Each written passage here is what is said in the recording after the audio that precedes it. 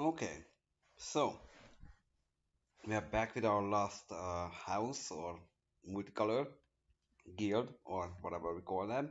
So this is the Ores of Color pair. We're gonna identify what's the name of it down the road where we're gonna see that apprentice. But the first card is an X spell and it's a mythic. So Ores of an X for sorcery. Create X tapped 2/1 white and black inkling creature token with flying. Whoa! That's already an A plus, regardless of these being tapped and not being able to block on that turn. Then if X is 6 or more, destroy all non-creature, non-land permanents. So yeah, it cleans up everything else on the board which is not a creature. You're gonna take a hit because these can block. But man, it's like 6-2-1, right? Like you untap, you hit them and they die. So basically, yeah, this card says if your opponent can't kill you on the next turn, you win the game.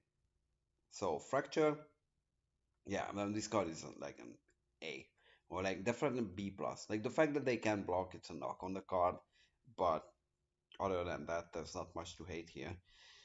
Fracture. This is also for an instant. Destroy target artifact, enchantment, or planeswalker. That's an interesting card. Yeah, I don't think it's insanely limited. It's probably a constructed card and very good at that one.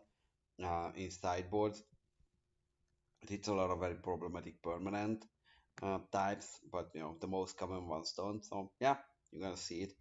Humiliate. So this also have two for sorcery. And then this is your Thoughtseize effect. Target opponent reveals their hand. You choose a card. They discard that card and put a +1/+1 counter on a creature you control. Like I don't know how much the +1/+1 counters matter for this Orzhov color pair. For Simic it did matter. We'll see. So yeah, but 2 mana Thoughtseize, it's not nothing. It's a pretty cheap way of doing it. You can poke a hole in their hand. Yeah, on two, this is kind of like a negate verse of effect almost. Killian, Ink Duelist. So this is an uncommon legendary creature, human warlock. It's a 2 mana 2/2 with lifelink. That's already good. And menace. Wow. Oh, and there's more. Spells you cast that target a creature cost 2 less to cast. Yeah, this is quite the card, I think. So yeah, I mean, this is I don't know again, like if there's an aggressive version of this deck, but think about that. That like, you have this one 2 mana 2/2 play it. Yeah, they don't play anything on two. You hit them. You play a 3 drop. They play something on three. Next turn you can cast your 5 mana removal spell and just like hit them for a bunch. And then this has menace, so even if they have a blocker after, this can still attack. Yeah, there's a lot to like here. So, yep. Silverquill Apprentice. So, Silverquill is the name of the house, ladies and gentlemen. And, yeah, it's an Orzhov or Silverquill mana. Human Warlock, 2/2. They're all Human Warlock, I think. Anyway, it has Magecraft. Whenever you cast a copy on instant or sorcery spell, target creature gets +1/+0 until end of turn. I don't know how powerful this effect is. Like, I don't think it's super powerful in isolation. I think this is probably the weakest effect. Now, mind you, contextually, this is the house which makes the flying 2/1 inklings. So those are now like 3/1. So, like, when you cast a spell, one of them becomes like 3/1. But if you have like two, you cast two spells, they hit like six in the air. It's pretty good. So, yeah.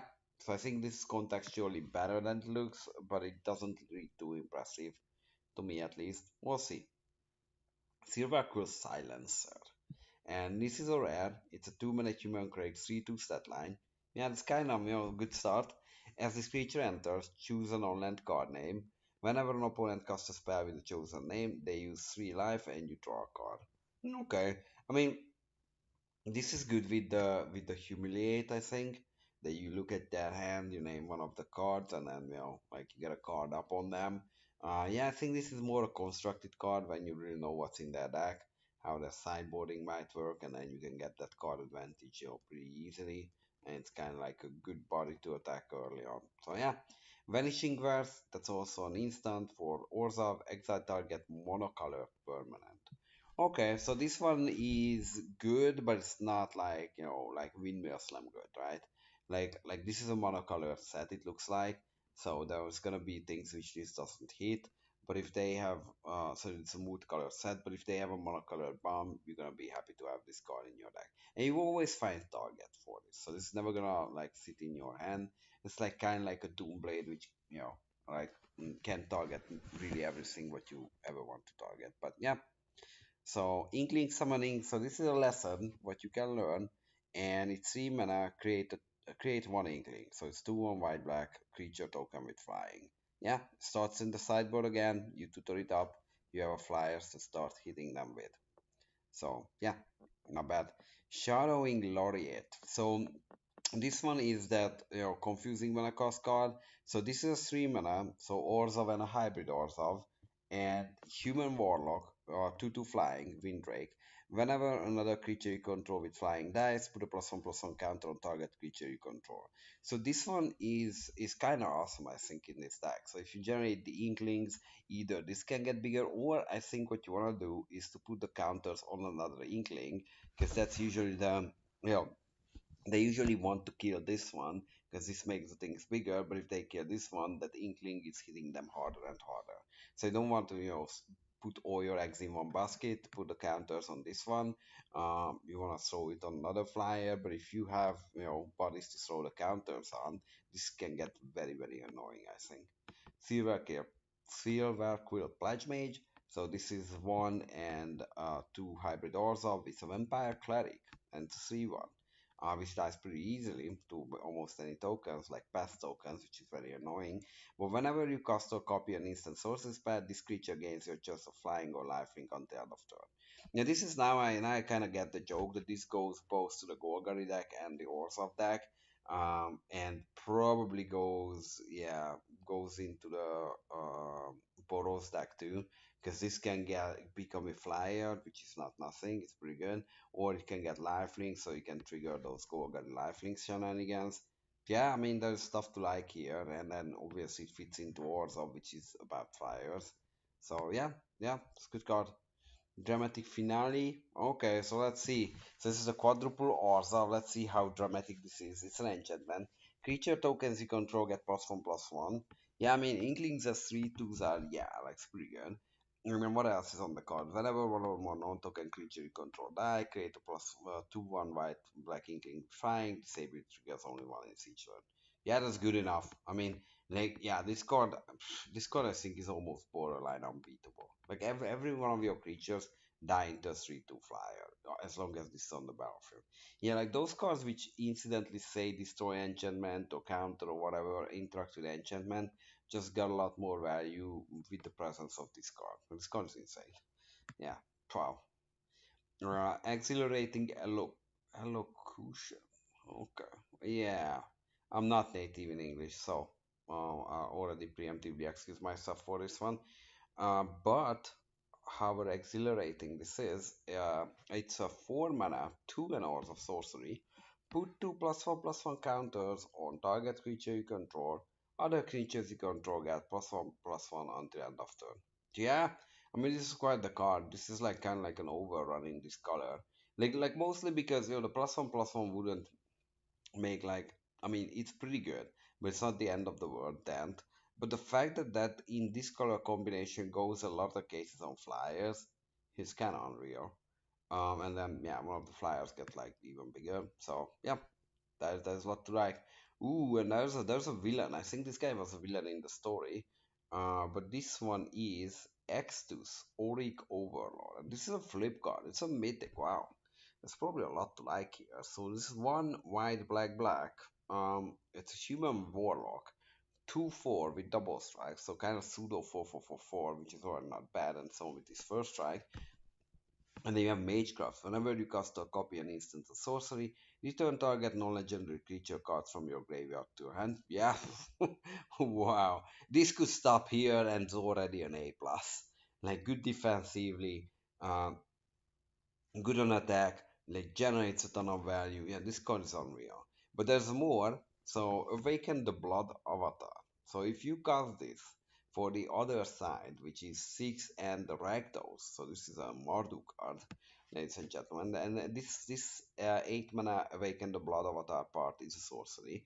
As an additional cost to cast this spell, you may sacrifice n number of creatures. It could be Inkling, which I kind of, your heart is yeah, your heart is shattered sacrificing those ones. But this way costs 2 less to cast for each creature sacrifice. This way, okay, So if you sack two creatures, then this is 4 mana, and then each opponent sacrifices a creature of their choice. Create a 3/6 black and red avatar creature token with haste. Whenever this token attacks, it deals 3 damage to each opponent. So yeah, technically it's a 6/6 on attack, but not the full damage, can go against creature.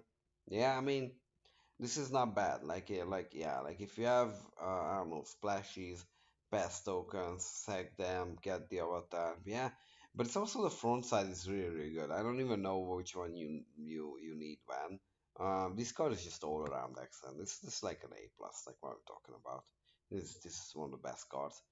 Silverquill command. So there you go. 4 mana command. It's gonna be good too. So choose two on the menu. Target creature gets +3/+3 and gains flying until the end of turn. Yeah, that's a finisher.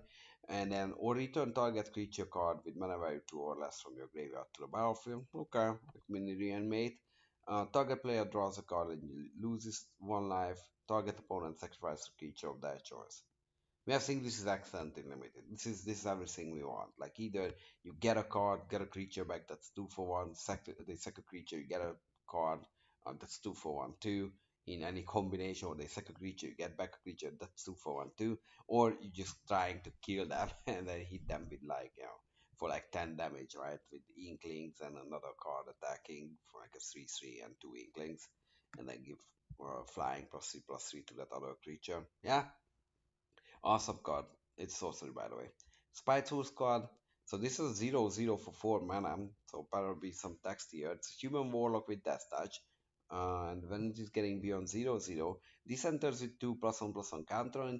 And when it dies, you can move its counters to another creature. So obviously you never want this to be alone on the battlefield, because then it's just a disaster. But if you have a few inklings lying around, then it's very good on block. Especially it can trade with a card, and then one of your inklings get like super huge. Yeah, that's money. So yeah, you can time it, but again, you don't want this to be alone on the battlefield. So this card is not like insane, like it's a serviceable card. Like you probably don't want 5 of them. Yeah, but the first one you probably be okay with that. Closing statement. So what's the closing statement on the school? So this is 5 mana for an instant. It costs 2 less to cast during your end step. Okay, that's one way to time it. So that's 3 mana. And then destroy target creature or planeswalker you don't control. Put a +1/+1 counter on up to one target creature you control. Okay, that's pretty good. Like you kill that thing. In a lot of the cases, you want to kill the best things at sorcerer speed or your turn, or as soon as it's possible to do, because you just don't want to allow your opponent to top deck like a counter spell or whatever. So yeah, so you want to use this anyway. It's 3 mana and it kills that best thing, and you get a counter out of it. Yeah, solid little spell. All in shield mage. So this is a 5 mana bird warlock. It's flying 3 switches over the good, and the ward is to pay 3 life. Yeah, it's a good little card. Doesn't generate card advantage, which is seems like a knock on these cards here in this format, but it does not trade with inklings either. In fact, it doesn't really trade with anything on which is easy to generate, really, 'cause it's flying. Yeah, I mean, you can get a few of these in your deck, and your opponent needs to deal with them, and they take damage. Obviously, it's probably worse against the Golgari deck because they can just play the ward very easily. But again, 3C Flyer for you. And then, last but not least, we're gonna get Shudrick Silverquill, who is the dragon of the house here, and this is a 5 mana Elder Dragon.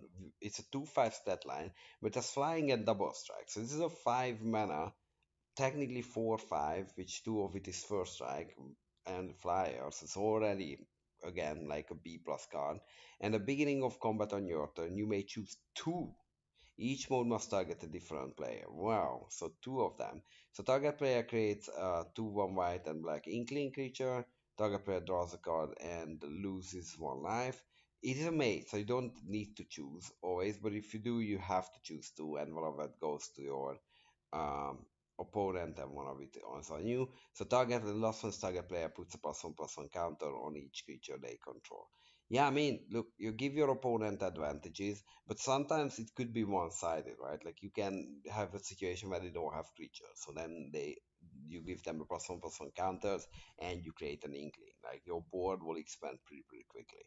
or they have ground creatures, and you might let them draw a card and then just build an air force that way, and then start clocking them. Yeah, I mean this card has a lot going for it. Again, it's not like necessarily like always winning the game, but I think a good player can find those choices which build substantial amount of advantage on this. So yeah, it's a good card. Rise of Extus. So this is 4 and double hybrid also for sorcery. Exile target creature, exile up to one target instant and sorcery cards from a graveyard, and then learn. So yeah, so this is a good card, I think. Like if the format is slow, this is 2 for 1. You kill a creature, you learn, which is demonic tutoring another spell, which probably worth a card. Yeah, and then you can randomly host shenanigans from the graveyard. So yeah, so this was the last house for you, and we're gonna look at some of the colorless stuff, the monocolor, and then we have an extra sheet. There's a lot to take in at Strixhaven. So Harry Potter is rocking in Magic. So see you next one.